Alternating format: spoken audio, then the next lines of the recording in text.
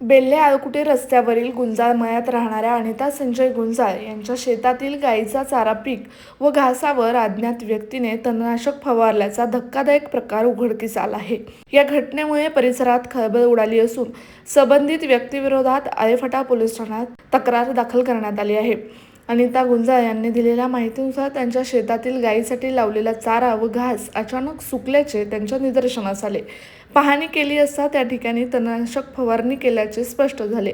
या घटनेमुळे गायीच्या आरोग्याचा प्रश्न निर्माण झाला असून मोठे आर्थिक नुकसान होण्याची भीती व्यक्त करण्यात येत आहे।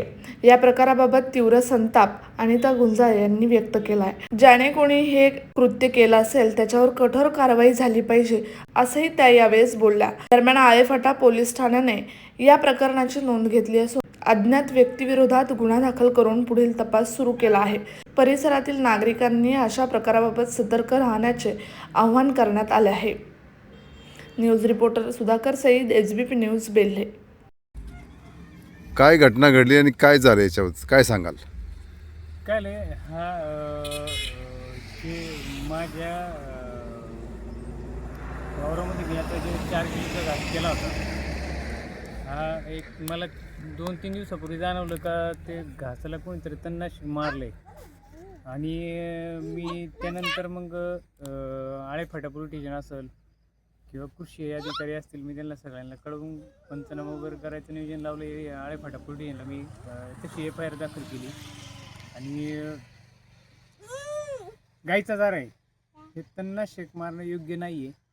ठीक आहे, काय भावकीचे वाद असतील वगैरे त्यांनी समक्ष येऊन काही बोलावं किंवा कोर्ट कचेऱ्या आमच्या चालूच आहेत। संशयितांची नावंही ती आळेफाटा पोलीस स्टेशनला दिलेली आहेत की जे कोण करू शकतं, पण गाईच्या चाऱ्याला असं नाही केलं पाहिजे। गाईचा चारा आहे तो, माझ्या गाईला आता खायला नाही, माझी गावठी गाई आहे, तिला खायला तर चारा नाही आहे आणि तुम्ही आता बघितलं ह्या पद्धतीचं असं आहे। तणनाशक मारणं, त्यांचे जनावरं सोडणं, त्यांच्या जे जनावरं आहे घोडी म्हणा गाई म्हणा हे सगळं इथं वावरांमध्ये जाणून बुजून आम्हाला त्रास द्यावा ह्याच्यासाठी सगळ्यांचं हे चाललेलं आहे। तर त्यांनी ते करू नये, कारण की आमची एकच गावठी गाई, आम्ही कोणाचं काही असं हे करायला जात नाही। आमचं असं म्हणणं आहे की बाबा जनावरांच्या पिकांवरती हे असं तणनाशक फवारणं किंवा त्यांचा नाश करणं हे हा एकमेव पर्याय नाही आहे। आमच्या भावकीचं काही वाद असेल तर ते कोर्टामध्ये भांडण चालू आहे। तोपर्यंत जरी कोणी भावकीमधलं कोणी जरी फवारलं असेल, कारण आम्हाला लागून आमच्या भावकींची वावरं आहेत, नाही मला माहिती आहे कोणी फवारली ते माहिती आहे, तर ते फवारलेलं आम्ही आता कोर्टात बघू ते, पण नाही केलं पाहिजे असं। फक्त आमच्या गाईला आता काही खायला नाहीये। आम्ही 4 किलो बी आणलं होतं, अजून पण त्या बी आणण्यावाल्यांचे पैसे दिलेले नाहीयेत आणि असं तेवढ्यामध्ये हे असं रात्रीचं येऊन तणनाशक मारणं सर हे चुकीचं आहे ना। दिवसा मारणं दिसन असं मारणं तुम्ही मुख्य प्राण्यांचे जे घासावर जे त्यांचं कधीच चांगलं होणार नाही। मुख्य प्राण्यांच्या तोंडातलं घास जे इसकाटून घेतलंय, ज्यांनी पण हे तणनाशक मारले त्याचं कधीच चांगलं होणार नाही, त्याचं लई वाटोळं होणार आहे, तो आयुष्यात त्यांना कधी सुखी राहणार नाही। एवढंच मला त्याला आहे ना सांगण्याचं माझं उद्देश एवढंच आहे, ज्यांनी पण हे मुख्य जनावरांच्या याच्यावर घासावर तणनाशक फवारलं तो आयुष्यात कधीच खुशी राहणार नाही।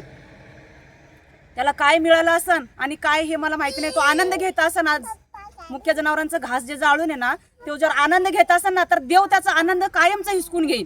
मुख्य प्राण्यांच्या तोंडातलं घास त्यांनी हिसकून घेतलंय, तर देव आहे ना त्याच्या कायमच त्याच्या आहे ना आयुष्यातलाच घास हिसकून घेणार।